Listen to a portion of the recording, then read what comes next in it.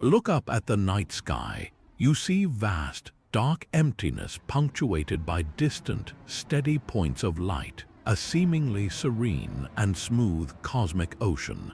But this is an illusion, a trick of scale. What if I told you that the very foundation of our universe, the stage upon which every star is born and every galaxy spins, is not smooth and continuous at all? What if, when we zoom in past atoms, past protons and electrons, down to the very smallest possible level of reality, spacetime itself ceases to be a calm fabric and instead becomes a chaotic, seething, turbulent sea? This is not science fiction. This is one of the most profound and puzzling frontiers of modern physics, the concept of quantum foam.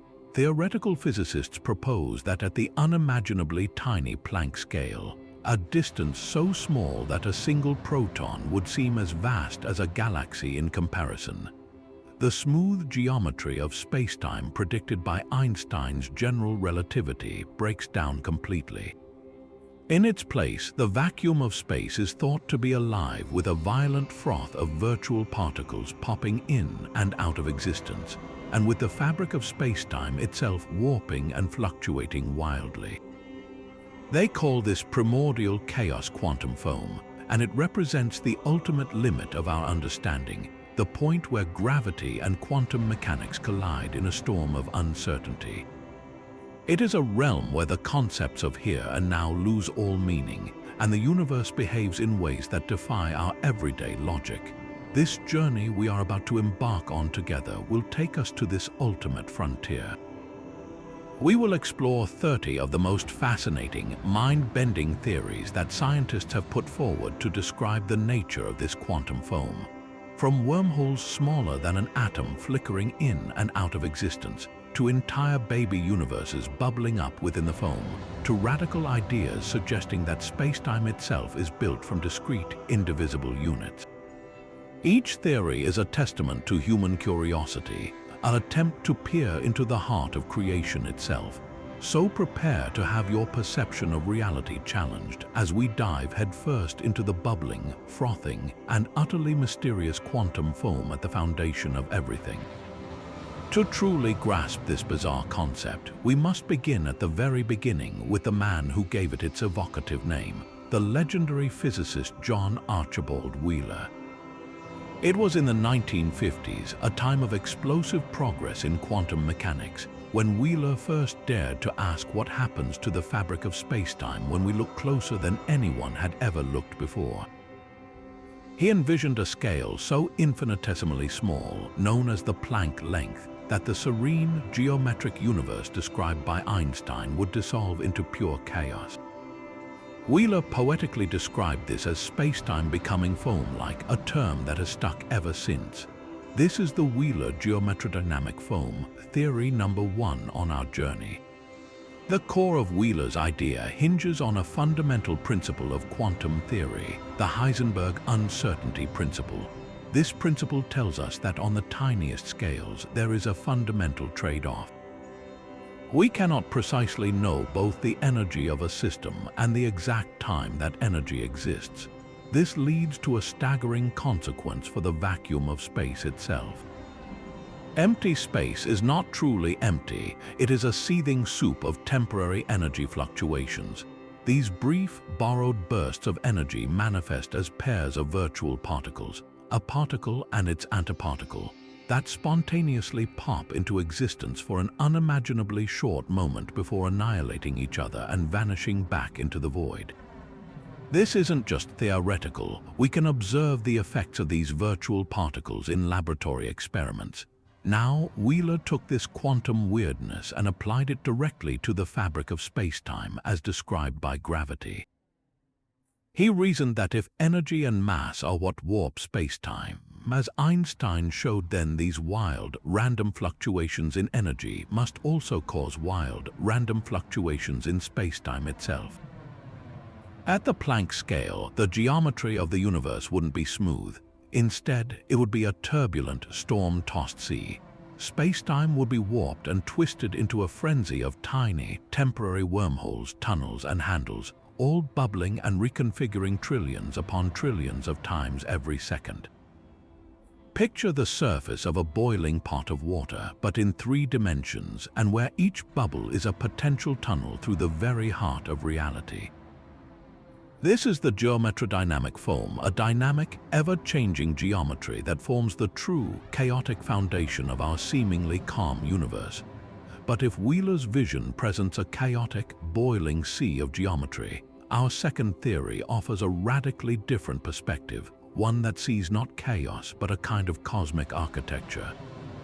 This is the view from loop quantum gravity, an ambitious and elegant theory that suggests the very fabric of spacetime is not smooth and continuous, but is instead woven from tiny, indivisible threads. In this framework, what we perceive as the quantum foam might actually be a vast, shimmering network of fundamental connections, a spin network. To understand this, we need to challenge one of our most basic intuitions about space. We tend to think of it as a continuous backdrop, infinitely divisible. You can always, in theory, cut a distance in half, but loop quantum gravity proposes that this is an illusion, much like how water appears smooth and continuous until you realize it is made of individual molecules. This theory quantizes space itself, suggesting it is composed of tiny, discrete packets of volume. The fundamental building blocks are one-dimensional loops or threads of gravitational field. Think of spacetime not as a smooth sheet, but as a fabric woven from these elementary fibers. Now, the real magic happens where these loops intersect.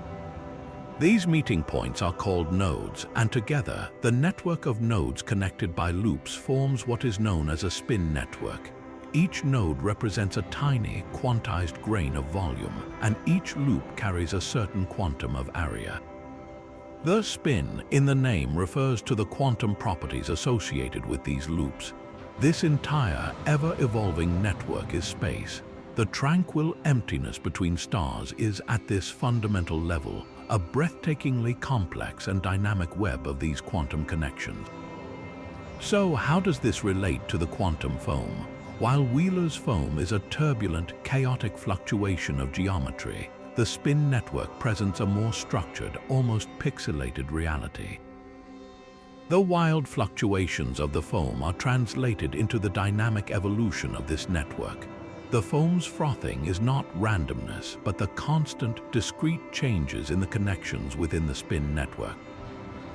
A wormhole in Wheeler's view might correspond to a specific rearrangement of the loops in this web. It's the difference between describing a stormy ocean as a chaotic blur of water and describing it as a vast collection of trillions of individual water molecules colliding and interacting according to precise rules. One view emphasizes the overall chaotic appearance, while the other reveals the underlying, discrete structure that gives rise to it. This pixelated view of spacetime solves one of the biggest problems in theoretical physics, the singularity. In Einstein's general relativity, places like the center of a black hole or the moment of the Big Bang are points of infinite density where the laws of physics break down. But if space is quantized, if there is a smallest possible volume, then you cannot cram an infinite amount of energy into an infinitely small point. There is a fundamental limit, a finest-grained resolution to the universe, which prevents these infinities from ever occurring. The spin network, therefore, isn't just an alternative description of quantum foam. It's a potential solution to one of cosmology's most profound mysteries, suggesting that the universe is fundamentally digital at its core. If Wheeler's foam imagines a chaotic sea and loop quantum gravity a structured network, our third theory presents perhaps the most mind-bending alternative of all. It suggests that the very three-dimensional reality we experience, including the turbulent quantum foam, might be nothing more than a magnificent illusion, a cosmic projection. This is the holographic principle, and it radically reinterprets the nature of the foam itself. The story of this principle begins not with space-time foam, but with a profound puzzle about black holes. In the 1970s, physicist Jacob Bekenstein made a startling proposal. A black hole's entropy, which is a measure of its hidden information or disorder, is proportional to the surface area of its event horizon, the point of no return. This was counterintuitive. We normally expect the entropy of an object, like the amount of information needed to describe it, to be related to its volume. But Bekenstein, supported by Stephen Hawking's later work, showed that a black hole's information content is tied to the two-dimensional area surrounding it. It's as if all the data about everything that ever fell into the black hole, every star, every planet, every book, is somehow encoded on its surface like a cosmic DVD. The three-dimensional interior is projected from the information stored on the two-dimensional boundary. The holographic principle boldly applies this black hole logic to the entire universe. It posits that our three-dimensional cosmos, with all its galaxies, stars, and planets, might similarly be a holographic projection from a two-dimensional surface at the very edge of the observable universe. In this view, the universe has a fundamental information limit. Just as a computer hard drive has a maximum storage capacity, any given region of space can only contain a finite amount of information, and that limit is set by its surface area, not its volume.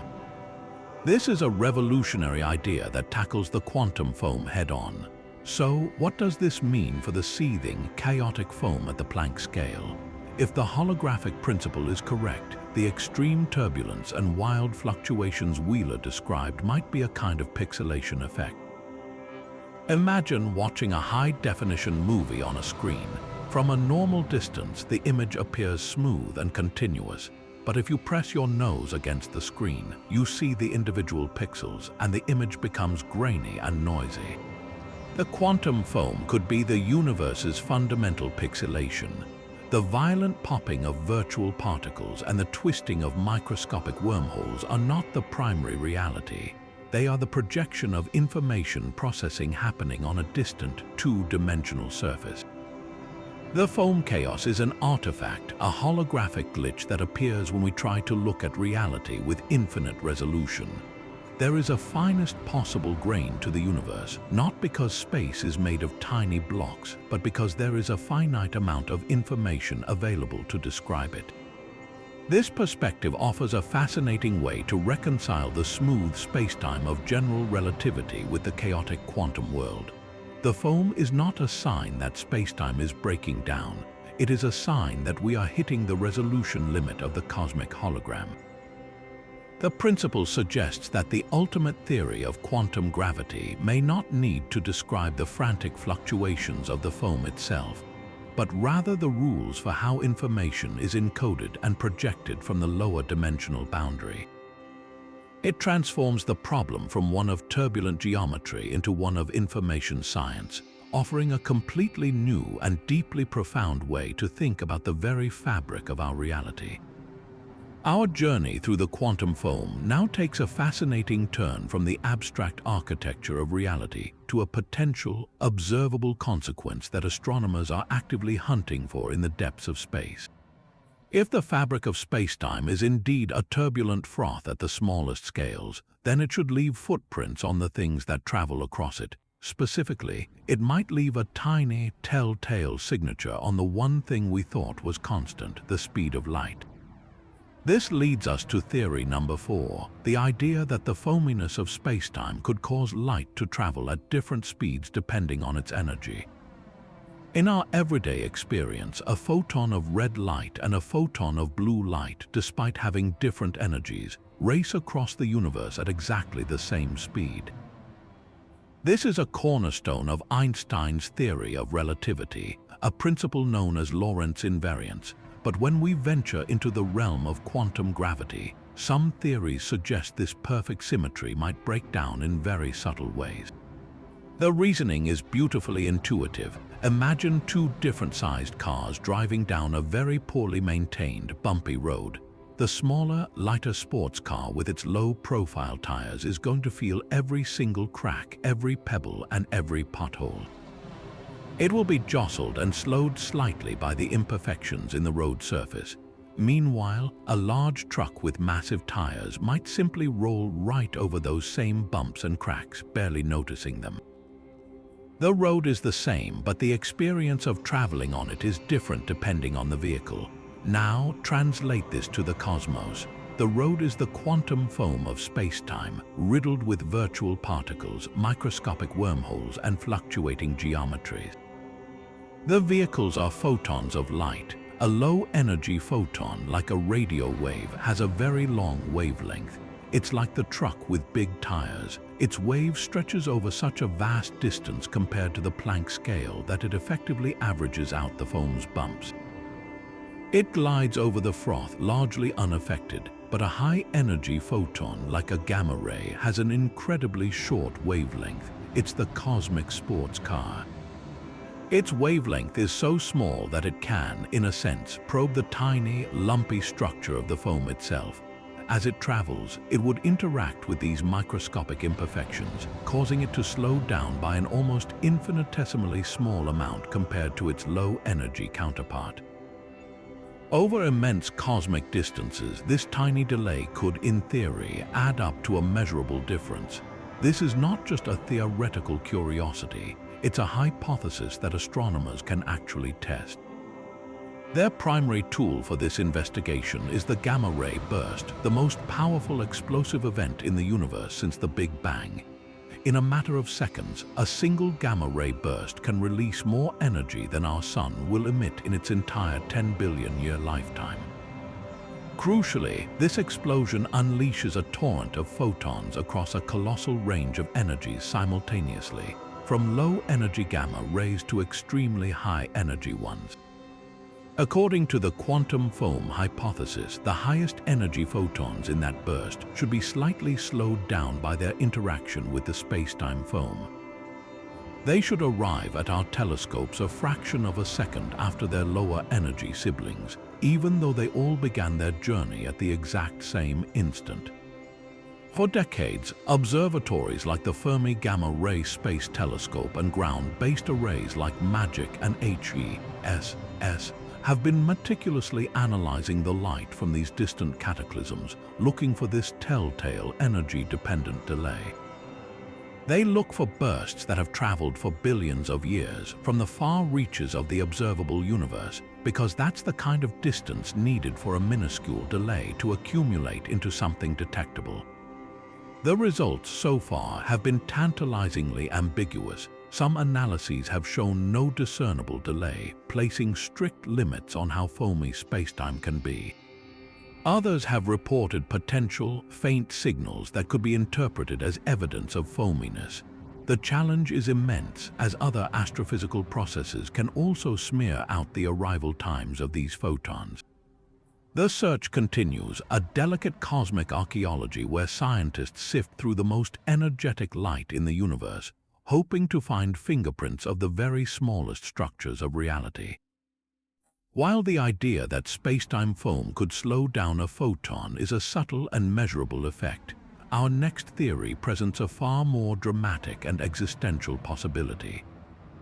What if the quantum foam is not merely a bumpy road for light to travel on, but a potential catalyst for the absolute end of everything? This brings us to theory number 5, a concept known as cosmic vacuum decay, where the foam could act as a seed for universal destruction. To understand this, we need to rethink what we mean by a vacuum. We usually think of a vacuum as just empty space, nothingness. But in quantum field theory, the vacuum is far from empty. It's the ground state of all the fields that permeate the universe. Think of it like a valley. The Higgs field, which gives particles their mass, sits in a particular valley, a state of lowest energy. Our entire universe, with its specific laws of physics and constants like the mass of an electron or the strength of gravity, depends on the Higgs field being in this specific valley. This is our vacuum, but here's the terrifying question. What if our valley isn't the lowest possible valley? What if it's just a small dip on the side of a much deeper, grander canyon? Physicists call this a false vacuum. Our universe might be resting in a state that is stable for now, but not truly stable for all eternity. It's a bit like a ball sitting comfortably in a small dent on the side of a steep hill. It seems stable, but if it ever gets enough of a push to get over the lip of that dent, it will roll all the way down to the true bottom of the hill. This is where the quantum foam enters the picture as a potential cosmic trigger. The foam, with its wild energy fluctuations and temporary wormholes, is a realm of extreme and constant change. Within this chaotic froth, it is theorized that a tiny bubble of true vacuum could spontaneously nucleate.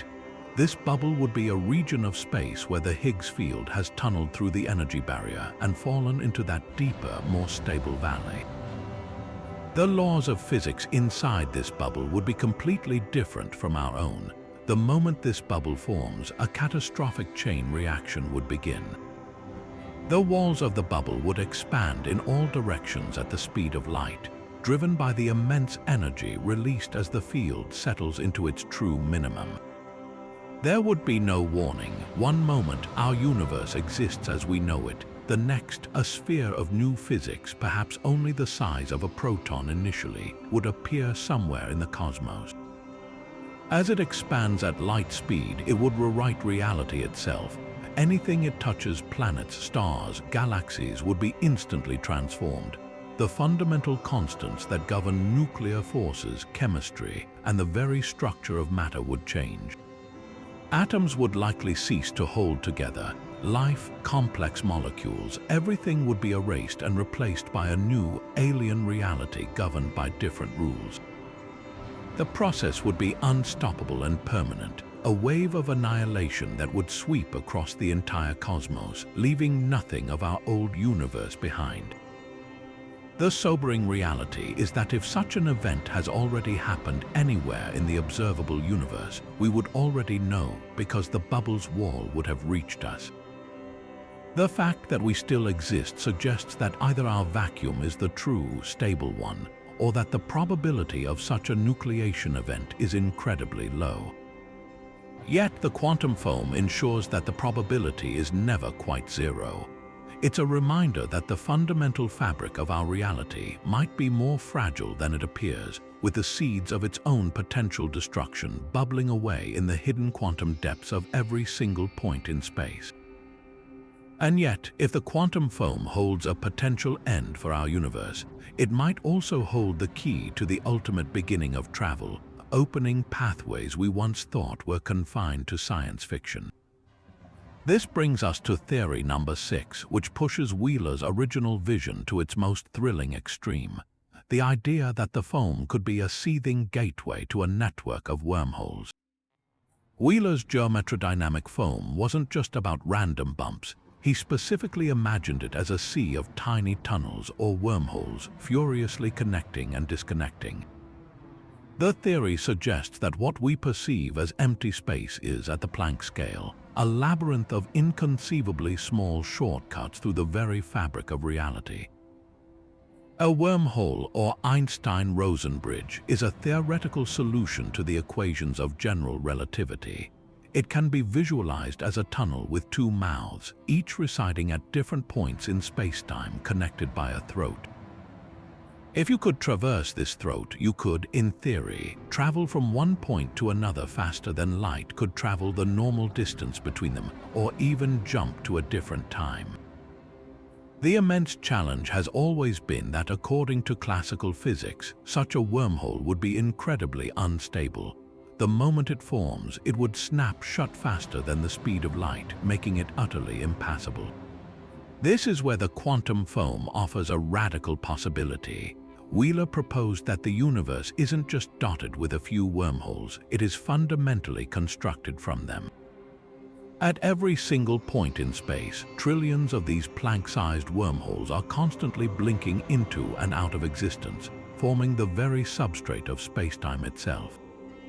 In this view, the smooth continuum we experience is a statistical average of this unimaginably complex, interconnected network. The natural question, then, is whether one of these fleeting, microscopic gateways could be somehow captured, pried open, and stabilized to a size large enough for something or someone to pass through. This idea moves from pure geometry into the realm of theoretical engineering, and it confronts one of the most formidable obstacles in physics. To keep a wormhole from collapsing, you would need a substance with a very peculiar property: negative energy density, often referred to as exotic matter. Normal matter, everything we are made of, has positive energy density and positive pressure, which gravitationally attracts other matter and causes the wormhole throat to pinch shut. Exotic matter would, in effect, exert a kind of negative gravity, a repulsive force that could prop the wormhole's throat open.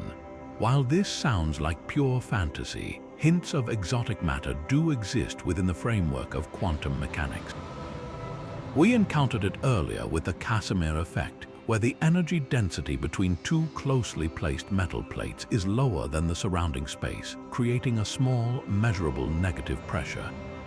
This demonstrates that negative energy densities are not entirely forbidden by the laws of physics, but they are typically produced in minuscule quantities and for fleeting moments. To stabilize a wormhole large enough for even a single proton to traverse, the energy requirements would be astronomical, perhaps requiring the manipulation of energies on a planetary or even stellar scale. The engineering challenges are so profound that they may forever remain in the domain of theory, but the mere possibility that the blueprint for interstellar travel is woven into the chaotic foam of the vacuum is a staggering thought. It suggests that the universe, at its most fundamental level, is not just a collection of separate points, but an intrinsically connected whole, with the potential for shortcuts hidden in the fabric of every centimeter of space. But as we wrestle with the grand possibilities of wormholes and cosmic destruction, we are forced to confront what many physicists consider the most embarrassing and profound problem in all of modern science. It's a problem that arises directly from the energetic nature of the quantum foam and threatens to tear apart our very understanding of the cosmos. This is the infamous cosmological constant problem, and it reveals a staggering miscalculation between the universe as we see it and the universe as our theories predict it should be. To grasp the scale of this problem, we need to return to the idea of vacuum energy. We've established that the quantum foam is a seething sea of virtual particles, a constant frenzy of creation and annihilation. Each of these fleeting particle pairs borrows energy from the vacuum, and according to quantum field theory, we can actually attempt to calculate the total energy density of this foam. We sum up the contributions from all possible quantum fields across all possible energy levels. The result of this calculation is not just large, it is catastrophically, unimaginably immense. The predicted vacuum energy density should be around 120 orders of magnitude greater than what we actually observe. That's a number so vast it defies comprehension, a 1 followed by 120 zeros. If this calculation were correct, the repulsive force generated by such an enormous energy density would have instantly ripped every atom, every nucleus, and the very fabric of spacetime apart in the first moments of the Big Bang. The universe as we know it would not exist, and yet here we are. Observations tell a very different story. We know the universe is expanding at an accelerating rate, driven by a mysterious form of energy we call dark energy. The strength of this dark energy, often described by the cosmological constant in Einstein's equations, is incredibly small but definitely not zero. The chasm between the theoretical prediction and the observed reality is the largest and most persistent discrepancy in the history of science. It suggests that something is profoundly wrong with our understanding, that a crucial piece of the quantum gravity puzzle is missing. The wild energy of the quantum foam must be almost perfectly counterbalanced by some other, deeper principle we have yet to discover. This brings us to one of the most elegant proposed solutions, supersymmetry. Supersymmetry, or SUSY, is a theoretical framework that posits a deep, fundamental relationship between the two classes of particles that make up the universe: fermions, which are the building blocks of matter like electrons and quarks, and bosons, which are the force carriers like photons and gluons. Sussy proposes that for every known fermion, there exists a supersymmetric bosonic partner, and for every known boson, a fermionic partner. These hypothetical particles, with names like selectrons and photinos, have not yet been observed, but if they exist, they could provide a beautiful resolution to the cosmological constant problem. The magic lies in their quantum properties. The contributions of fermions and bosons to the vacuum energy have opposite signs. Where one adds positive energy, the other adds negative energy. In a perfectly supersymmetric universe, the positive energy fluctuations from ordinary particles in the quantum foam would be exactly cancelled out by the negative energy fluctuations from their superpartners. The result would be a vacuum energy of zero, a perfectly balanced and serene void. Of course, we do not live in a perfectly supersymmetric universe, or we would see these partner particles everywhere. The theory suggests that supersymmetry is a broken symmetry, meaning it existed in the high-energy perfection of the early universe but became hidden as the cosmos cooled. The cancellation would therefore be almost but not quite perfect, potentially leaving behind the tiny, non-zero residue we observe as dark energy. While experiments at the Large Hadron Collider have so far not found direct evidence for supersymmetric particles, the theory remains a compelling, albeit unproven, candidate for taming the violent energies of the foam. A radically different approach to the problem abandons the search for a perfect cancellation and instead turns to a more philosophical yet scientifically rigorous idea, the anthropic principle. This perspective asks a simple but profound question.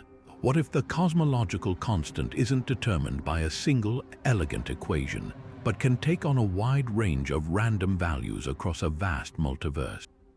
In this scenario, our universe is just one bubble in a cosmic froth of countless universes, each with its own randomly selected physical constants, including the strength of its dark energy. In the overwhelming majority of these universes, the cosmological constant is indeed enormous. Those universes either rip themselves apart instantly or expand so rapidly that galaxies, stars, and planets can never form. They are sterile, lifeless voids, but by pure chance in an incredibly rare subset of universes, the cosmological constant happens to be very small, perhaps even zero. It is only in these exceptionally rare, finely tuned islands of stability that the conditions are right for the formation of complex structures and ultimately for life to emerge. In this light, the cosmological constant problem is turned on its head. We should not be surprised to find ourselves in a universe with a strangely small value for dark energy. We could not find ourselves in any other kind. Our very existence as observers acts as a selective filter. The fact that we are here to measure the constant necessitates that we live in one of the rare, hospitable bubbles. This anthropic explanation is deeply unsatisfying to some physicists who seek a fundamental, deterministic reason for the constants of nature.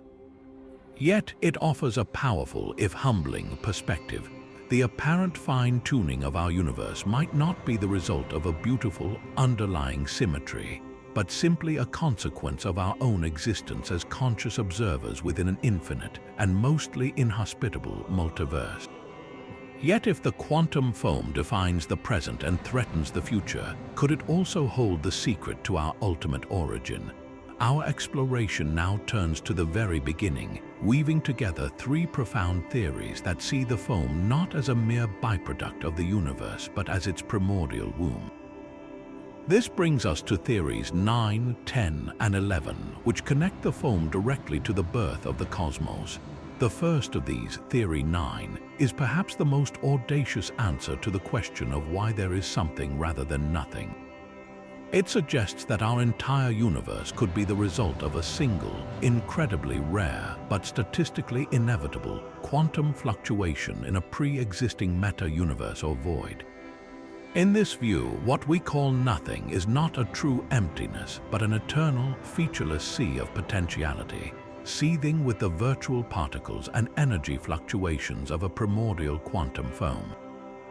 Most of these fluctuations are small and fleeting, appearing and vanishing in an instant, but given enough time and eternity, in fact, the laws of probability dictate that a fluctuation of monumental proportions could occur. A bubble of false vacuum could nucleate, or a colossal burst of energy could spontaneously erupt. This wouldn't be a fluctuation within a universe, it would be a fluctuation that becomes a universe.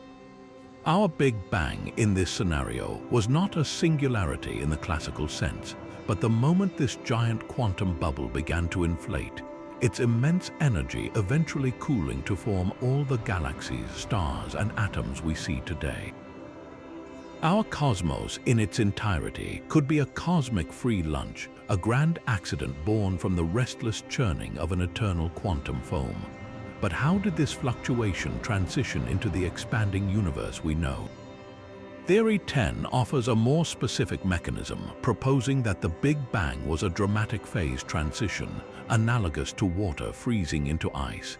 In the beginning, the idea goes, all of reality was in a state of pure quantum gravity, a hot, dense, and chaotic foam where the very concepts of space and time were undefined.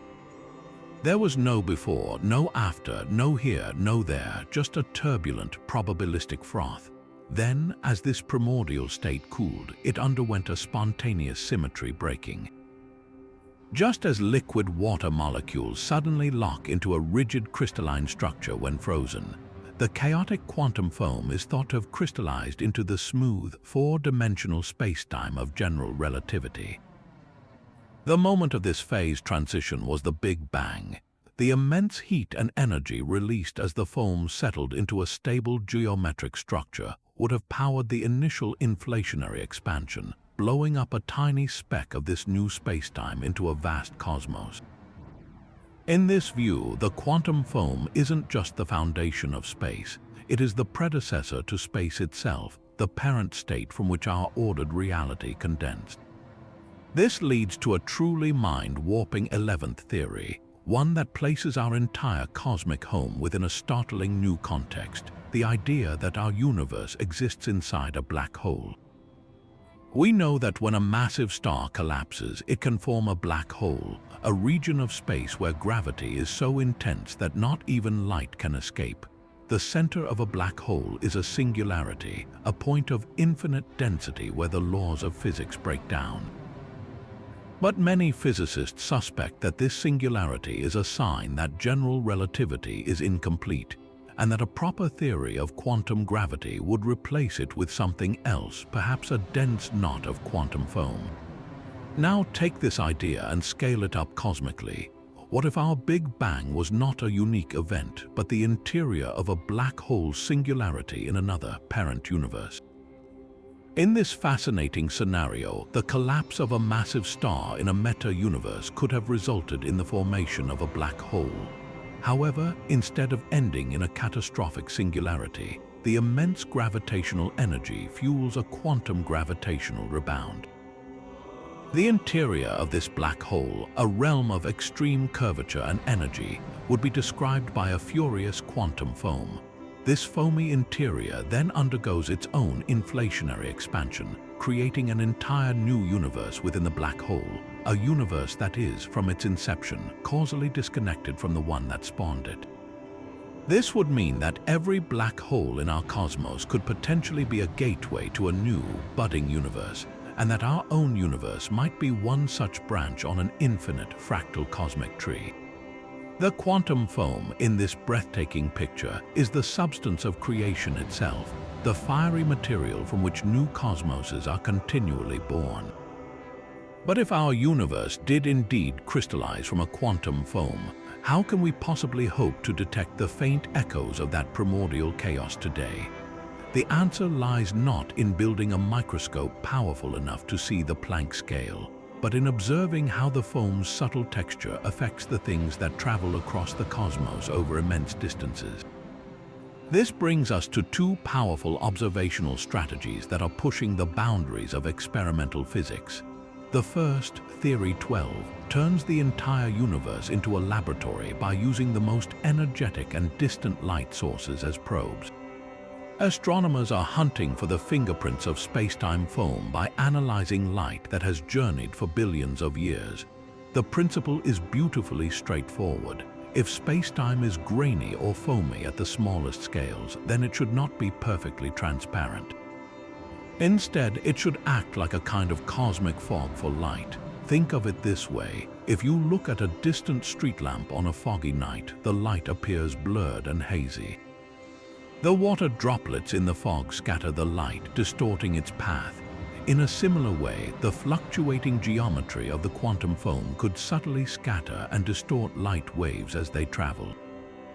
This effect wouldn't be noticeable over short distances, just as you don't notice fog in your own living room. But for light that has crossed a significant fraction of the observable universe, these tiny, random deflections could add up to a measurable blurring of the image. This is where quasars come into play. A quasar is the intensely bright core of a distant galaxy, powered by a supermassive black hole greedily consuming matter. Because they are so extraordinarily luminous, we can see them from staggering distances, making them perfect beacons for this cosmic fog test. If spacetime is smooth, the image of a distant quasar should be sharp and point-like. But if spacetime is foamy, the image should become progressively more blurred and fuzzy the further away the quasar is. The effect would be incredibly subtle, but by comparing the sharpness of quasars at different distances, scientists can search for this telltale blurring. Gamma-ray bursts also play a role here, not just in timing tests, but in looking for a related effect called dispersion. Just as different colors of light bend by different amounts when passing through a prism, the foam could cause different wavelengths of light to travel at slightly different speeds, smearing out the signal of a distant explosion. While current observations have not yet provided conclusive evidence, placing ever tighter constraints on how foggy spacetime can be is a crucial step in testing these profound theories.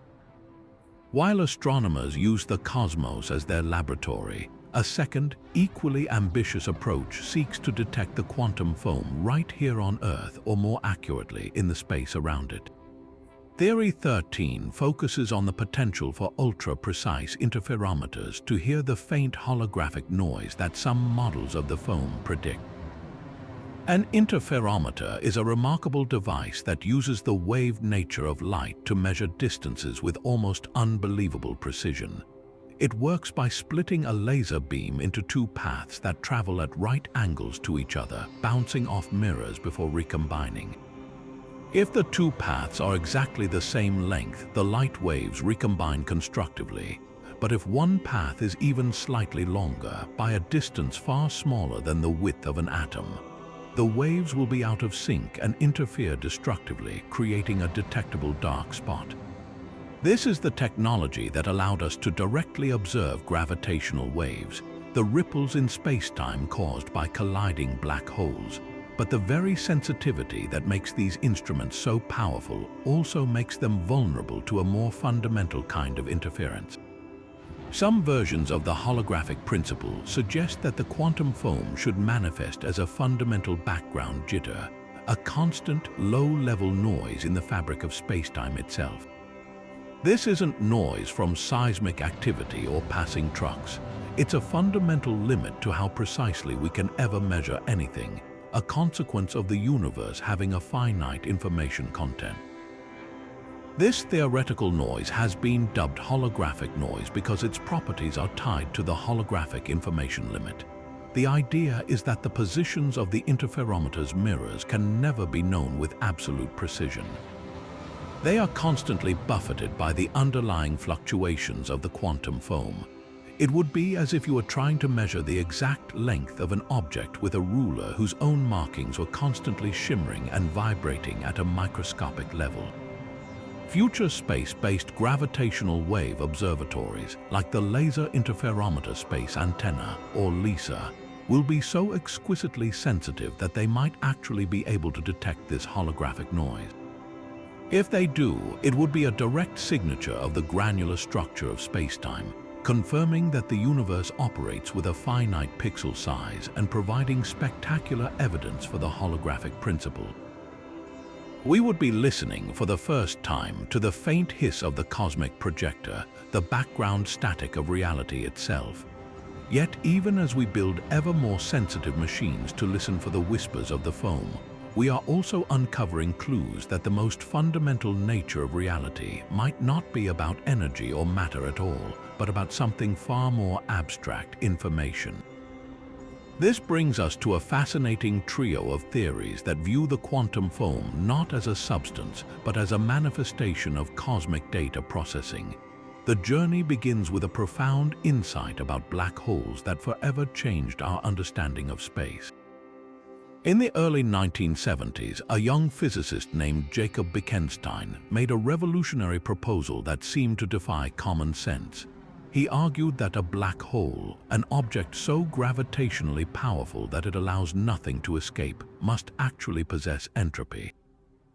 Entropy in thermodynamics is a measure of disorder or randomness, but in a more profound sense, it is a measure of hidden information.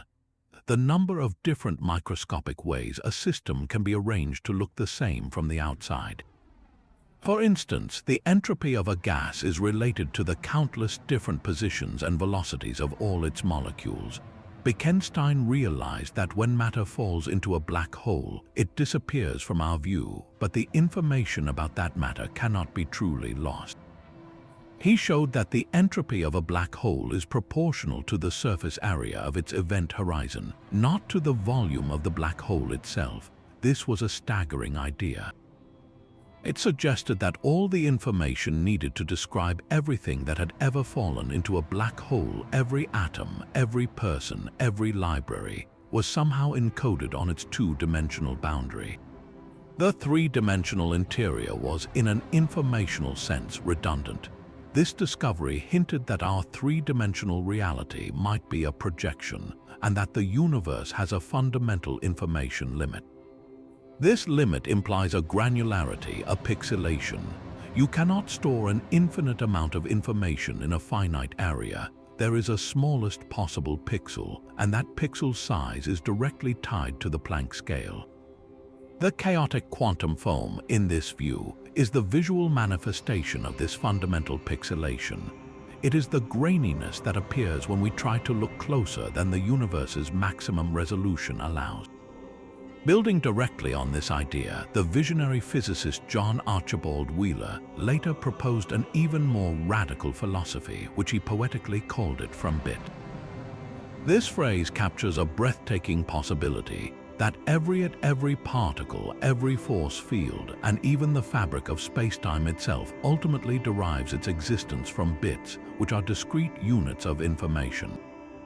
In this digital physics perspective, the universe is not merely described by information, it is information.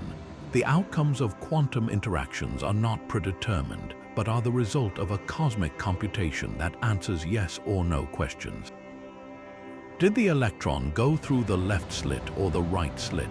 The universe computes the answer, and that act of computation is what brings the specific reality into being.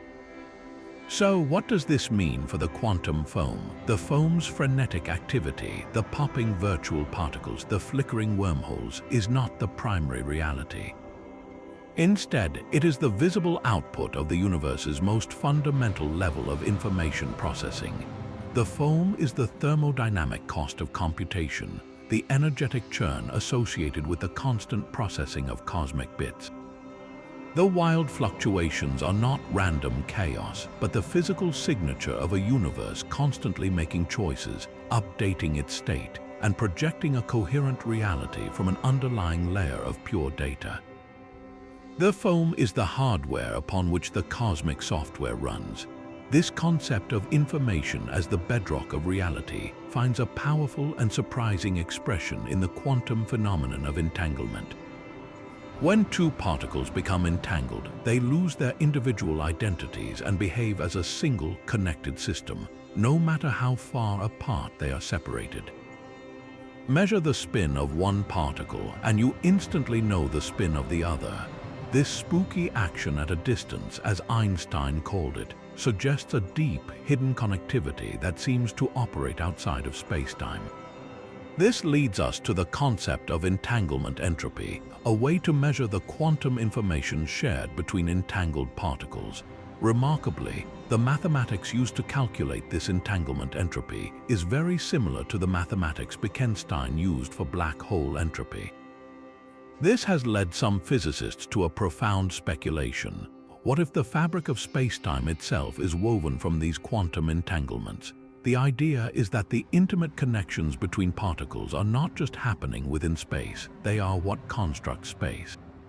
The smooth geometry we experience emerges from a vast, complex network of entangled quantum bits.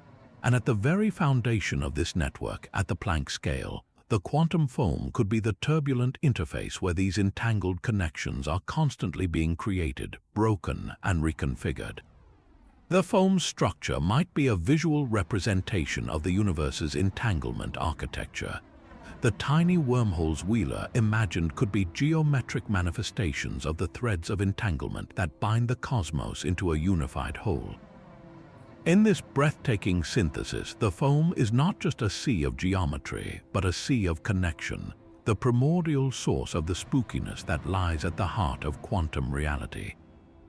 So far, our journey has explored the quantum foam as a chaotic sea, a cosmic network, and even a holographic projection.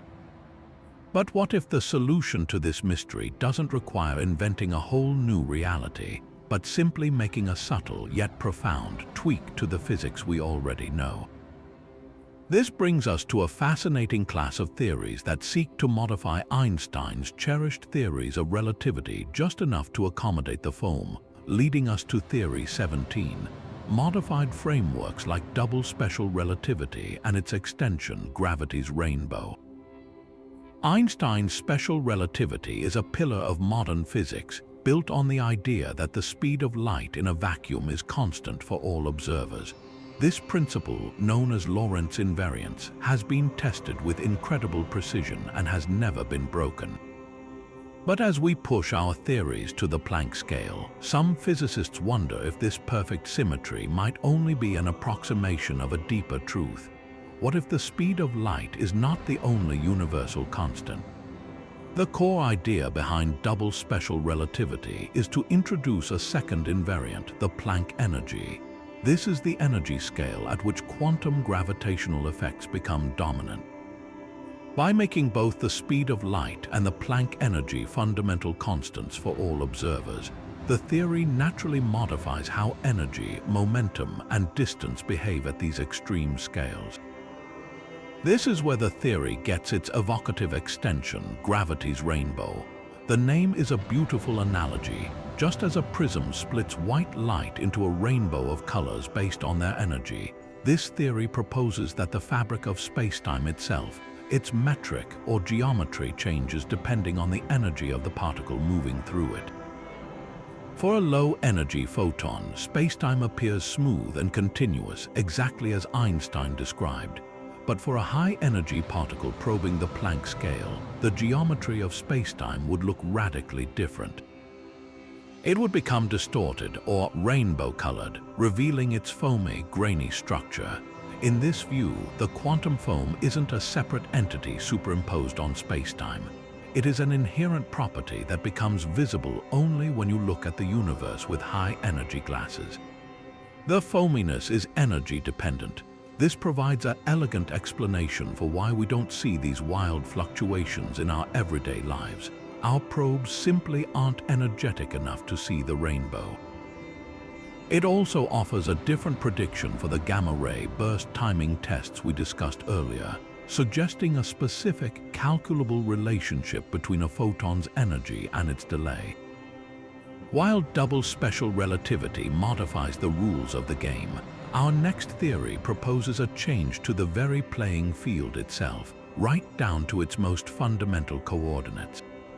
This is Theory 18, non-commutative geometry, a concept that challenges our most basic assumption about location and distance. In the familiar world of classical physics and even in standard quantum mechanics, the order in which you measure things doesn't usually matter. If you want to pinpoint an object's location, you can specify its coordinates, say x, y, and z. It doesn't matter if you measure the x position first and then the y position, or the other way around, you'll get the same result. The coordinates commute, meaning x, y is the same as x, but in non-commutative geometry, this simple fact breaks down at very small scales. The proposal is that at distances approaching the Planck length, the coordinates of spacetime themselves cease to commute. It would be as if xy minus x was not zero, but equal to a tiny fundamental area. This has a staggering implication. It becomes impossible to simultaneously specify both the x and y positions of a point with perfect accuracy. The very concept of a sharp, well-defined point in space loses its meaning. Instead of a smooth, continuous geometry, spacetime becomes inherently fuzzy or blurry at its foundation. This is not a blurriness caused by measurement error. It is a fundamental property of reality. You cannot ever localize an event to a precise point because the coordinates themselves are uncertain. In a direct analogy to the Heisenberg uncertainty principle for position and momentum. This fundamental fuzziness is the essence of the quantum foam in this framework. The violent fluctuations and virtual particles can be seen as a direct consequence of this underlying non-commutativity. The foam is the visual manifestation of a universe where here and there are not perfectly distinguishable concepts.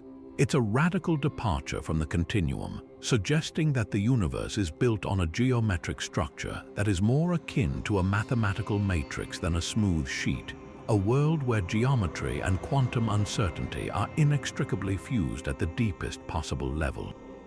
We have explored how the quantum foam might sculpt the very geometry of space, but what about the other fundamental dimension of our reality, time itself?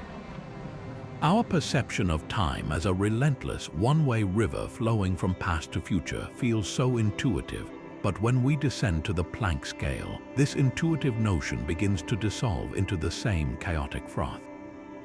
This brings us to three interconnected theories that challenge the very nature of time, suggesting it may not be a fundamental ingredient of the universe, but an emergent property born from the quantum foam. Let's begin with Theory 19, a concept that is as radical as it is profound, the idea that time may not be fundamental. In our everyday experience, time is the stage upon which events unfold. But in certain approaches to quantum gravity, particularly in some versions of loop quantum gravity, time might be an illusion that emerges from a more basic, timeless reality. Think of it like temperature. A single molecule doesn't have a temperature. Temperature is a collective property that emerges from the average motion of trillions of molecules. In a similar way, what we perceive as the flow of time could emerge from the changing correlations and relationships within the underlying quantum foam. In this timeless substrate, there is no before or after. There is only a vast network of quantum states, like the spin networks we discussed earlier. The illusion of time's passage arises as this network evolves, as connections between its nodes change. Your sense that time is flowing from one moment to the next could be a result of your own consciousness being entangled within this ever-evolving web. The quantum foam, in this view, is not a chaotic sea in time. It is a timeless sea whose dynamic patterns create the sensation of time for beings like us who are part of the system. This leads directly to one of the most enduring cosmological questions addressed by Theory 20. What happened before the Big Bang?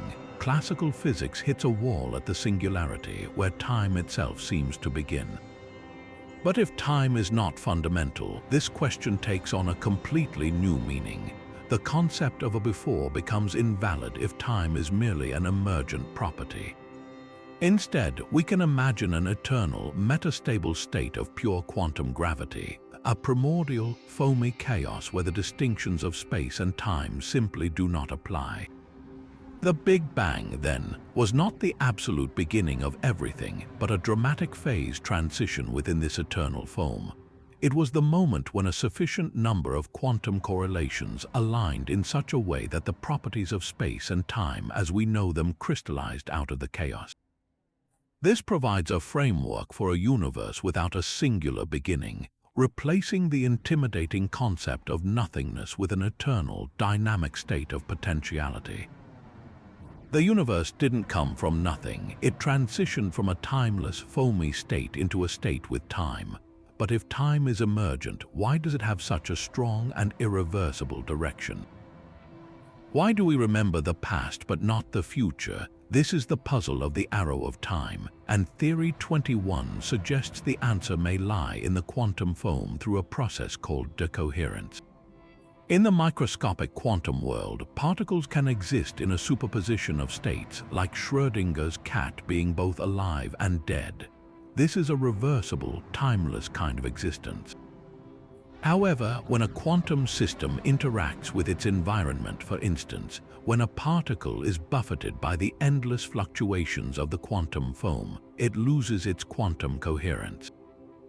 The superposition collapses into a single, definite state.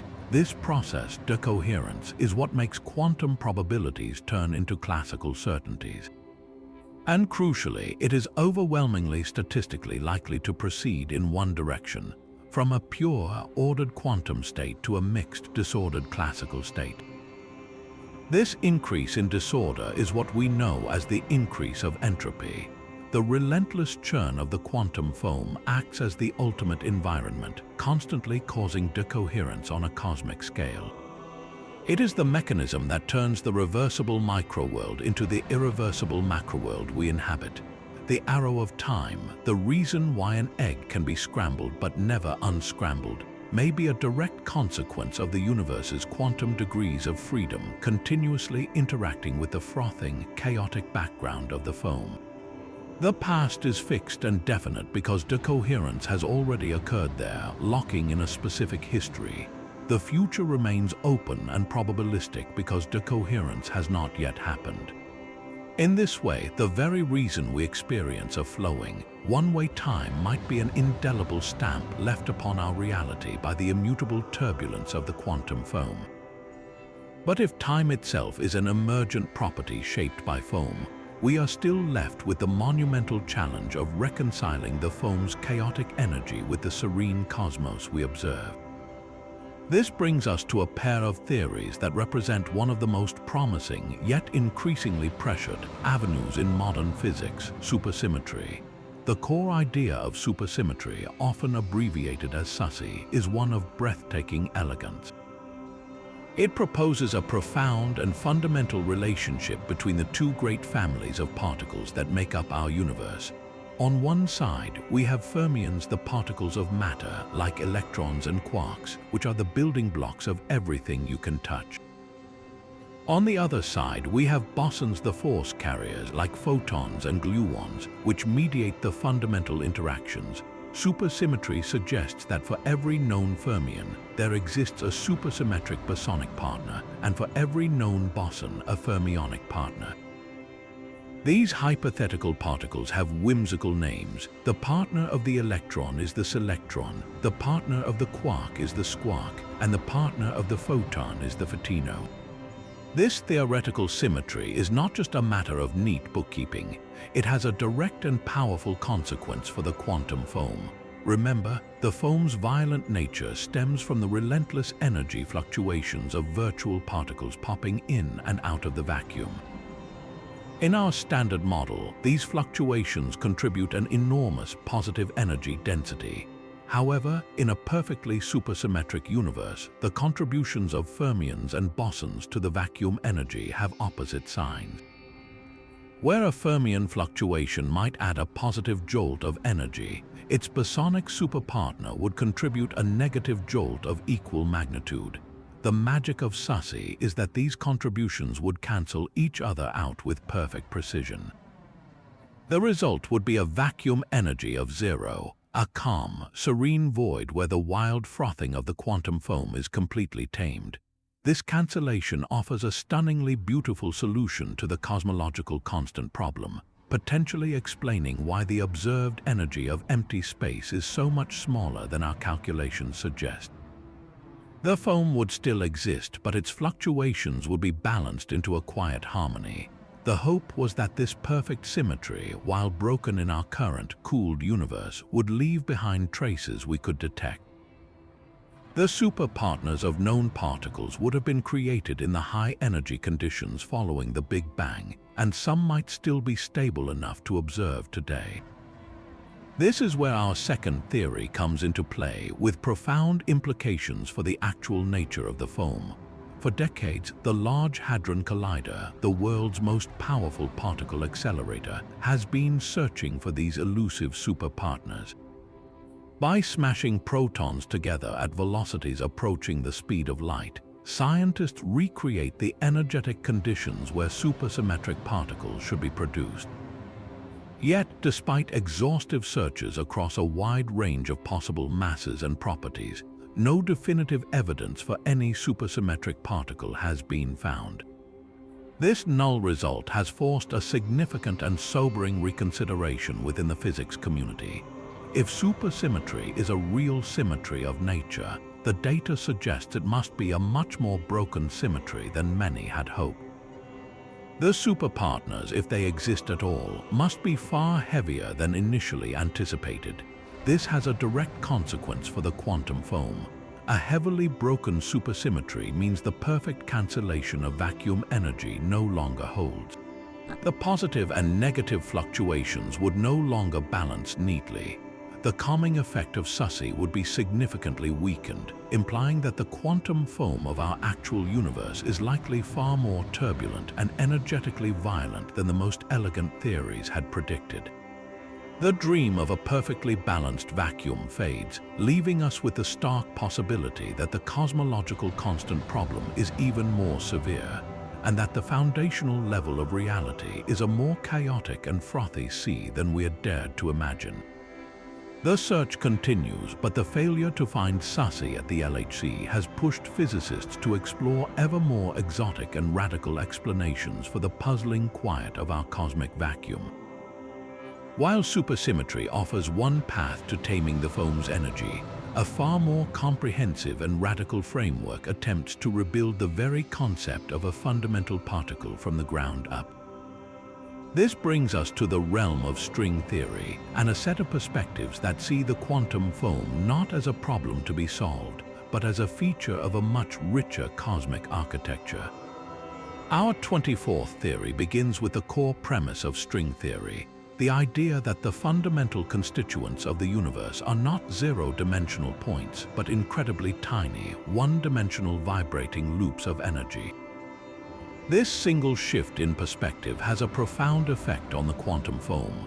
The violent infinities that plague attempts to combine gravity with quantum mechanics largely arise because point particles can, in theory, get infinitely close to one another. When two point-like particles collide, the energy density at the point of impact can become infinite, and the equations of physics break down.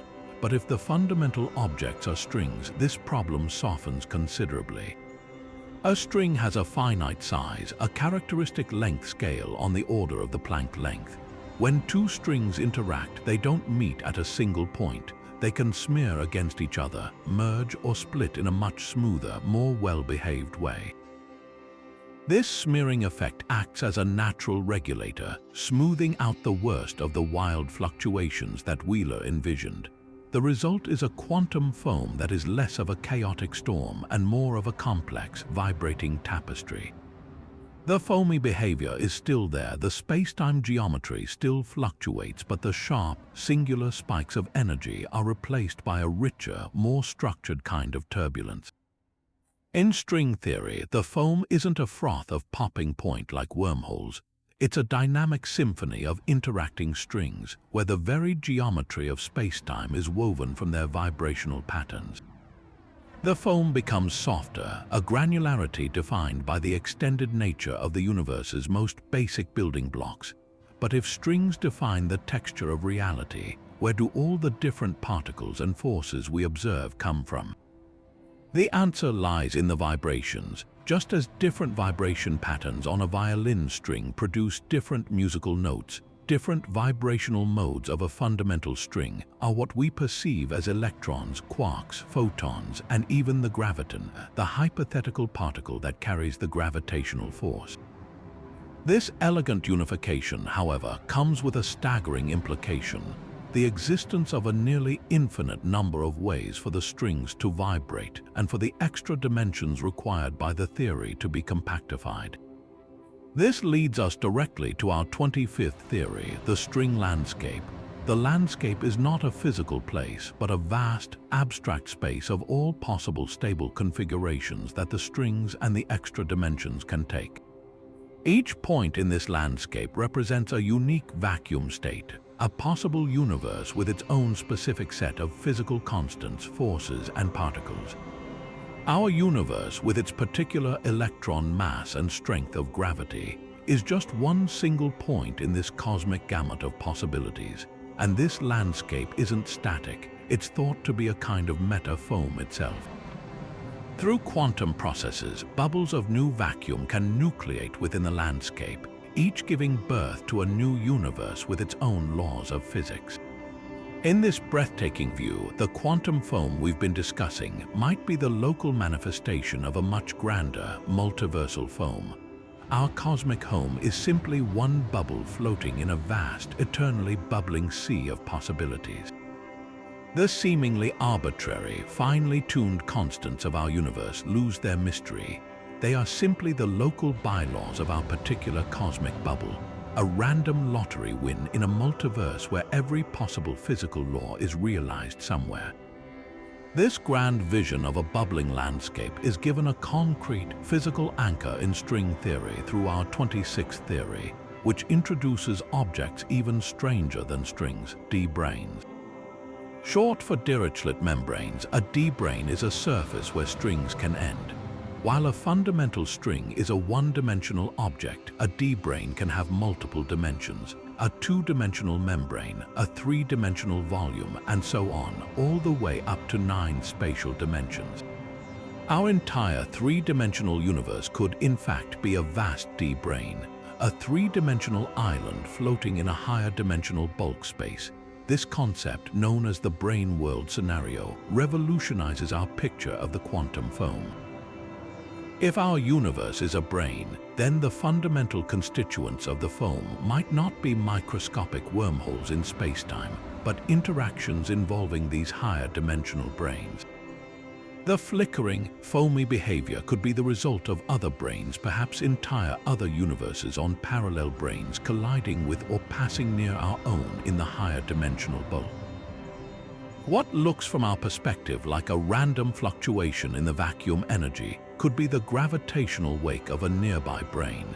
Even more intriguingly, the strings that make up reality could be seen as the foam on the surface of our brane, with the true high-dimensional dynamics of the branes themselves constituting a deeper level of reality.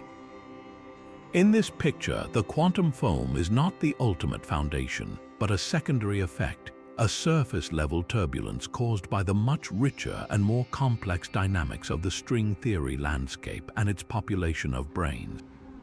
It transforms the foam from a purely gravitational phenomenon into a multidimensional one, where the secrets of the vacuum's energy are hidden in dimensions far beyond our everyday perception. Yet as we push the boundaries of our theories, from the elegant promises of supersymmetry to the vast landscapes of string theory, we are left with a deeply puzzling observation. Why does our universe seem so finely tuned for life? The constants of nature, from the strength of gravity to the mass of the electron, appear to be set with an almost miraculous precision. If they were even slightly different, galaxies, stars, planets, and life as we know it would be impossible. This puzzle extends directly to the quantum foam and its most dramatic consequence, the curiously small value of the cosmological constant. This brings us to a principle that is both profound and controversial, a perspective that turns the problem of fine-tuning on its head. This is Theory 27, the Anthropic Principle.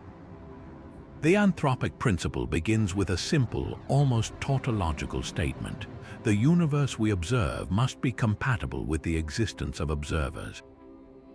We should not be surprised to find that the fundamental constants of our cosmos, including the energy density of the quantum foam, fall within a very narrow range that allows for the emergence of complex life. If the vacuum energy were as enormous as our raw quantum field theory calculations suggest, the universe would have expanded so rapidly that no structures, no stars, no planets, no atoms could ever have formed. It would be a cold, dark, and empty void. The fact that we are here to measure the cosmological constant means, by necessity, that we must live in one of the rare universes where that constant is exceptionally small. In this view, the question, why is the quantum foam so calm, is answered with, because a more violent foam would have no one to ask the question. The foam's properties are not explained by a beautiful underlying symmetry, but by a kind of cosmic observational selection effect. Our existence acts as a filter, guaranteeing that we will only ever find ourselves in a universe whose foundational structure is hospitable to life. This reasoning moves the explanation from the realm of fundamental physics to the realm of probability and conditional existence. This line of thinking naturally leads to a more dynamic and evolutionary concept, which we can call Theory 28, cosmic Darwinism or multiverse selection. Imagine not just one universe, but a vast, perhaps infinite multiverse, a cosmic foam of universes, each bubbling into existence with its own randomly selected set of physical laws and constants. In this endless cosmic landscape, the vast majority of these universes would be stillborn. Their quantum foam would be too turbulent, their cosmological constant too large, their expansion too fast, or their nuclear forces too weak. These universes would be sterile, incapable of forming the complex structures necessary for life. But within this infinite variety, purely by chance, a tiny fraction of universes would, by random lottery, have the precisely tuned parameters needed for longevity and complexity. These rare, fertile universes would be the only ones that could give rise to galaxies, stars, planets, and ultimately, conscious beings who could look up and wonder about their origins. We quite obviously inhabit such a universe. In this scenario, the specific nature of our quantum foam is not a mystery to be solved with a single equation. It is the result of a grand, cosmological version of natural selection. Universes that can support life are selected for by the very act of observation. The foam is stable enough for us to exist not because of a fundamental law, but because we are the living proof of a cosmic lottery win. This perspective offers a powerful, if humbling, explanation for fine-tuning, suggesting that the apparent design of our cosmos is an illusion born from an immense numbers game played out across an infinite ensemble of realities. But how can we possibly test a mathematical idea as abstract as the quantum foam? If we can't build a microscope to see the Planck scale, perhaps we can build a computer to simulate it.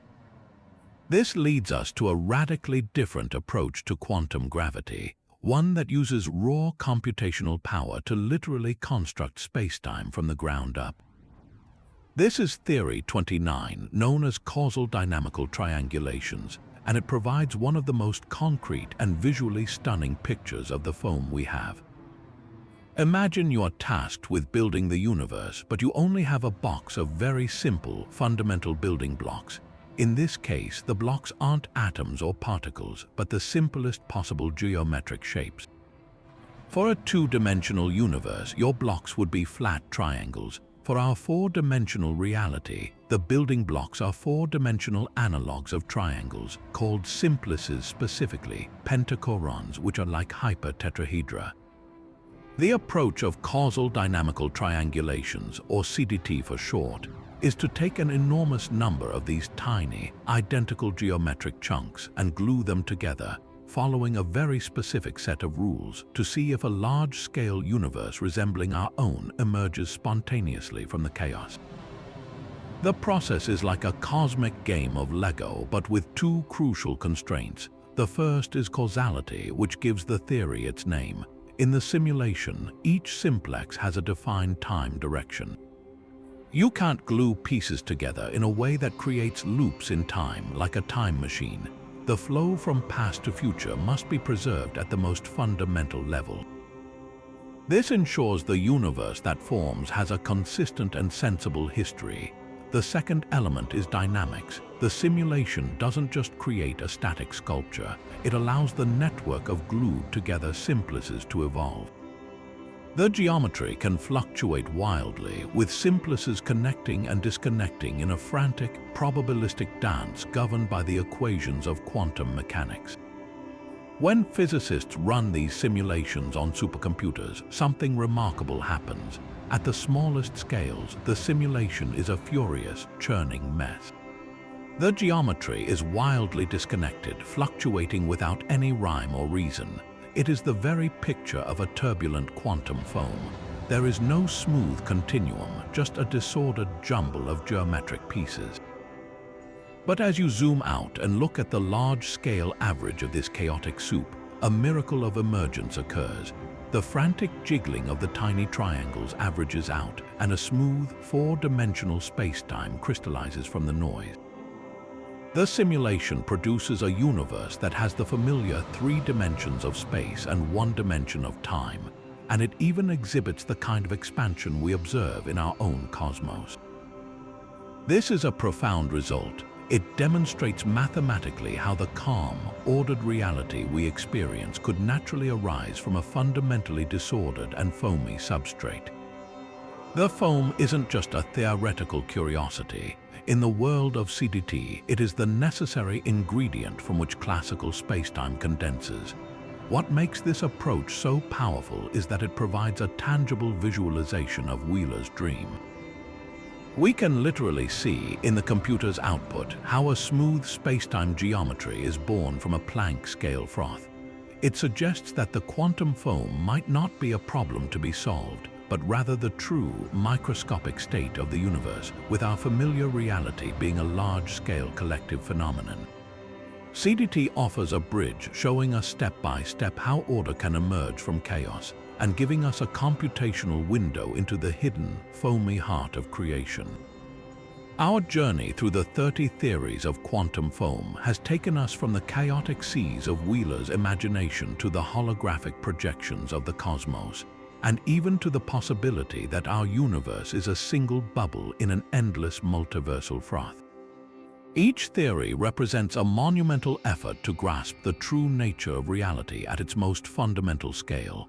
But theory number 30 brings us back to Earth, anchoring these grand speculations in the tangible world of experimental physics. It asks a critical question. After all this theoretical exploration, how do we finally detect the foam? The answer lies in a new generation of experiments so precise they aim to probe the very boundary between the quantum world and our own. For decades, our primary window into this realm has been astronomy, using the universe itself as a colossal laboratory. We've watched for delays in gamma-ray bursts and the blurring of distant quasars. But the next frontier is moving from cosmic distances to tabletop scales here on Earth. One of the most promising avenues is atomic interferometry. Imagine taking a single atom and using lasers to split its quantum wave function, sending it along 2 different paths before recombining it. The resulting interference pattern is exquisitely sensitive to minuscule changes in the environment along those paths. If spacetime is truly foamy, the constant churning at the Planck scale should introduce a fundamental, irreducible jitter into the experiment, a subtle shaking of the apparatus that is not caused by any vibration or noise we can eliminate, but by the very fabric of reality itself. By comparing the interference patterns of atoms sent along paths of different lengths or at different energies, scientists hope to see the faint signature of this holographic noise, effectively using individual atoms as the most sensitive probes ever conceived to feel the texture of spacetime. Pushing this idea even further, researchers are now designing experiments to study the quantum behavior of macroscopic objects. The central puzzle of quantum mechanics is the transition from the fuzzy, probabilistic world of atoms to the definite, concrete reality we experience. This process, known as decoherence, is thought to be caused by interactions with the environment. But what if part of that environment is the quantum foam itself? By isolating larger and larger objects from complex molecules to tiny, engineered oscillators visible to the naked eye, and cooling them to near absolute zero to suppress all other vibrations, physicists aim to see if the residual, unexplained jitter in these systems matches the predictions of various foam models. The goal is to find the mass and size scale at which the cumulative effect of spacetime's graininess becomes noticeable, forcing an object out of a quantum superposition. Success would mean we have directly observed the foam's influence on the classical world, catching it in the act of enforcing the rules of reality as we know them. These efforts underscore a profound truth. Uncovering the nature of quantum foam remains one of the most formidable experimental challenges in all of science. We are trying to measure effects that are dozens of orders of magnitude smaller than anything we have detected before. It is a testament to human ingenuity that we are even attempting such feats. The path forward will require not just one experiment, but a confluence of evidence from astronomy, particle physics, and tabletop quantum science. Each null result, each tighter constraint, helps prune the tree of theory, guiding us toward a deeper understanding. The quest to characterize the quantum foam is more than a technical pursuit. It is a fundamental inquiry into the stage upon which the cosmic drama unfolds. Whether it is a sea of wormholes, a spin network, or a holographic projection, its ultimate discovery will forever change our conception of the universe, revealing the hidden architecture of everything. Yet as we marvel at these technological quests, we are drawn to a deeper, more philosophical question that has been simmering beneath the surface of our entire journey. What does the existence of a quantum foam ultimately tell us about the nature of reality itself? If the very stage upon which the cosmic drama unfolds is fundamentally grainy, turbulent, and probabilistic, then our most basic assumptions about the world begin to unravel. The serene, continuous reality we perceive with our senses is revealed as a magnificent illusion, a coarse-grained approximation that emerges only when we step back from the frantic churning of the Planck scale. It is akin to observing a forest from a distance. The canopy appears as a smooth, green carpet, but as you move closer, you see the individual leaves and, closer still, the intricate cellular structures, each level revealing a hidden complexity that was invisible from afar.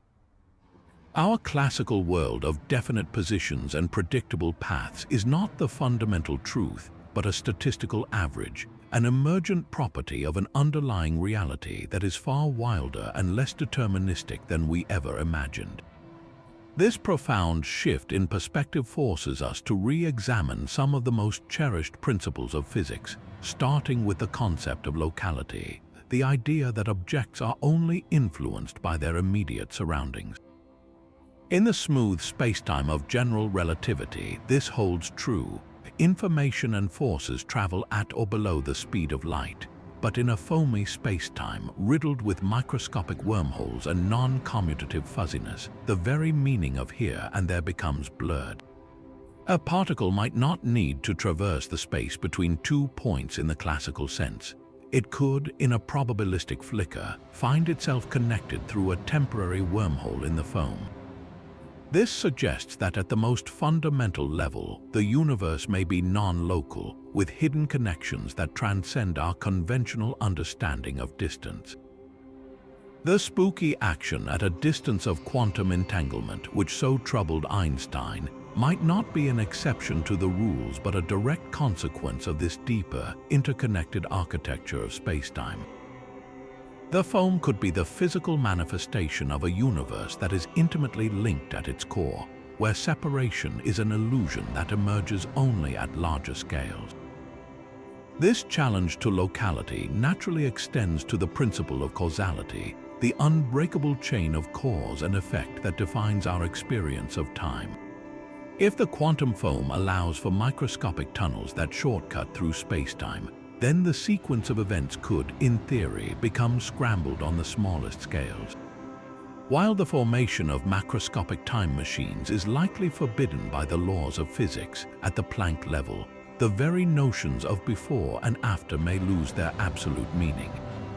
The foam might be a realm of acausal fluctuations where effects briefly precede their causes in a dizzying quantum dance. Our strong arrow of time, the relentless flow from past to future that we hold so dear, may not be a fundamental feature of the universe but a collective phenomenon that emerges as trillions upon trillions of these acausal events average out into the coherent history we experience. The foam presents a reality where the linear narrative of cause and effect is a comforting story we tell ourselves, a necessary simplification for creatures living in a world much larger than the Planck scale. Perhaps the most personal and unsettling implication touches upon the ancient debate of free will. If the foundation of reality is a chaotic, probabilistic foam, then where does that leave our sense of agency and choice? One perspective suggests a universe of pure determinism, where every event, including our thoughts and decisions, is the inevitable outcome of prior causes tracing back to the initial conditions of the Big Bang. But quantum mechanics, and by extension the quantum foam, introduces an element of genuine randomness. The fluctuations are not predetermined, they are probabilistic. This does not automatically grant us free will in a philosophical sense, but it does break the chain of rigid determinism. It suggests that the universe has an inherent openness, a creative unpredictability woven into its fabric. Our choices may not be purely random, nor are they pre-written. They could emerge from the complex interplay between our macroscopic, classical brain and the microscopic, indeterminate quantum processes that may occur within it. In this view, the foam is not just the substance of space, it is the source of the possibility and novelty that allows for a future that is not yet written. A reality where our actions can genuinely matter in a cosmos that is not merely a clockwork automaton. This brings us to a question that strikes at the very heart of modern physics. What if the bizarre, probabilistic nature of the quantum world is not a fundamental law, but a direct consequence of the chaotic turbulence beneath it? For nearly a century, we have lived with the uncomfortable truth that at the microscopic level, particles exist in a haze of probability, their exact location undetermined until the moment we measure them. This wave function collapse is the central mystery of quantum mechanics, and the quantum foam offers a compelling physical explanation. Instead of being an abstract mathematical rule, the collapse could be a dynamic process driven by the constant battering a particle receives from the seething spacetime foam. This idea forms the basis of theories like continuous spontaneous localization, or CSL. In the standard Copenhagen interpretation of quantum mechanics, the act of conscious observation is what magically collapses the wave function, a notion that many find unsatisfying. CSL provides a more mechanical alternative. It proposes that particles are continuously interacting with a background field, a field that could very well be the quantum foam itself. Each interaction gives the particle a tiny, random nudge, constantly pushing it toward a more definite position. For a single, isolated electron, these nudges are so minuscule that its wave function remains spread out for a long time, preserving its quantum nature. But for a larger object composed of trillions upon trillions of particles, the nudges add up incredibly quickly. The collective effect is an instantaneous collapse from a fuzzy cloud of possibilities into a single, concrete reality. In this view, the foam acts as a universal, objective measurement device, providing a physical reason why the macroscopic world we experience is so definite and stable, while the microscopic world remains probabilistic. The transition from quantum weirdness to classical certainty isn't triggered by a mysterious observer. It's an inevitable outcome of size and the relentless background churn of spacetime. This perspective also offers a fresh take on the long-debated concept of hidden variables. The famous Einstein-Podolsky-Rosen paradox argued that quantum mechanics must be incomplete, that there must be some deeper, hidden reality that determines a particle's behavior before we measure it. Most physicists abandoned this idea after John Bell's theorems and subsequent experiments seemed to rule out local hidden variables. But what if the hidden variable isn't a property carried by the particle itself, but is instead the dynamic state of the spacetime foam with which the particle is entangled?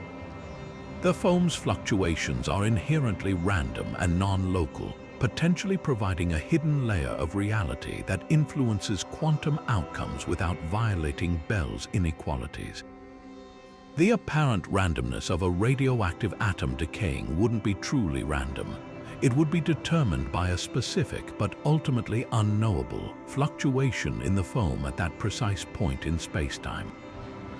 We could never predict the fluctuation, so the event appears random to us, but it would be the foam that rolls the dice, not an abstract probability wave. This line of thinking leads to a profound unification. The two great pillars of modern physics, general relativity, which describes the cosmic stage of spacetime, and quantum mechanics, which describes the actors upon it, may not be separate theories in need of reconciliation. Instead, quantum mechanics might simply be the description of how matter behaves when it is immersed in and interacting with the gravitational foam of spacetime. The uncertainty principle, the cornerstone of quantum theory, could be a direct reflection of the fundamental fuzziness of spacetime itself. You cannot know both a particle's position and momentum with perfect precision because the very ruler you would use to measure it, the fabric of spacetime, is jittering and fluctuating at the Planck scale. The quantum foam wouldn't just be a curious side effect of combining gravity and quantum theory. It would be the foundational environment that gives rise to quantum behavior in the first place. In this breathtaking synthesis, the foam is the missing link, the medium through which gravity whispers to the quantum world, enforcing its strange and probabilistic rules. Yet, as we contemplate these profound philosophical implications, it's almost impossible not to let our imaginations leap ahead, to dream of a future where humanity might not just observe the quantum foam, but learn to manipulate it. While firmly in the realm of speculative science fiction today, the theoretical possibilities are so staggering that they force us to confront the ultimate potential and peril of mastering the foundations of reality itself. The most tantalizing of these dreams is the one we touched on earlier, the stabilization of a wormhole for instantaneous travel across the cosmos. Wheeler's vision of the foam as a seething network of Planck-sized tunnels provides the raw material. The monumental challenge is one of engineering on a scale we can barely conceive. Imagine trying to pluck a single, specific bubble from the surface of a boiling pot of water, then somehow inflating it to a macroscopic size while preventing it from popping. The energy required to pry open and stabilize a wormhole throat large enough for a spacecraft is not just immense. It is on the order of the Planck energy, a value so high that it would require concentrating the entire energy output of a star into a region smaller than an atom. The exotic matter with negative energy density needed to line the wormhole and keep it from collapsing is not something we can simply mine. We would have to learn to manufacture it, perhaps by manipulating quantum fields in ways that are only hinted at in our most advanced theories. The sheer technological leap would be like teaching prehistoric humans to build a smartphone. Yet, if it were ever achieved, the payoff would be the universe itself. The foam would be revealed not as empty space, but as a pre-existing subway system connecting every point to every other point, turning interstellar and even intergalactic travel into a simple matter of stepping through the right door. A second, equally revolutionary possibility is the extraction of energy from the vacuum itself, known as zero-point energy. We've seen that the quantum foam is a maelstrom of energy fluctuations, with virtual particles borrowing energy from the vacuum in a constant dance. In principle, this represents an unimaginably vast energy source underlying every cubic centimeter of space. The Casimir effect, where two uncharged plates placed very close together experience an attractive force due to the suppression of virtual particles between them, is a tiny, laboratory-scale demonstration that this energy is real and can, in a sense, be harnessed to do work. The dream of a zero-point energy reactor would involve finding a way to tap this sea of energy on a large scale, providing a virtually limitless power source. However, the obstacles are, if anything, even greater than those for wormholes. The zero-point energy of the vacuum is like a perfectly balanced bank account. For every positive fluctuation, there is a corresponding negative one. To extract net energy, you would need to find a way to create an asymmetry, to somehow break the perfect symmetry of the vacuum.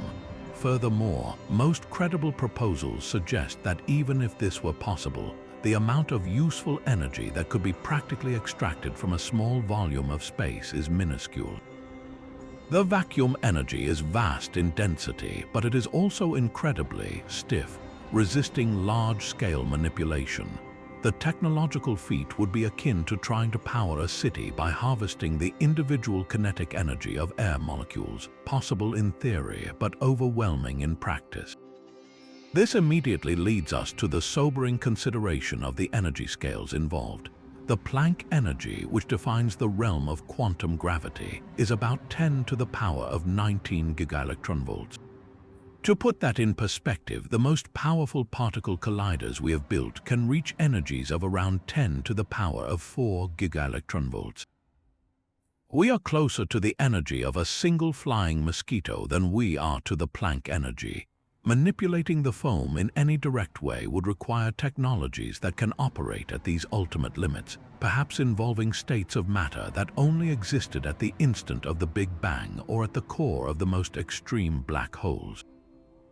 It's a humbling reminder that the quantum foam may be a fundamental part of our world, but it exists on a scale so far removed from our own that it might forever remain part of the universe's immutable background, a foundation we can study and understand but never truly alter.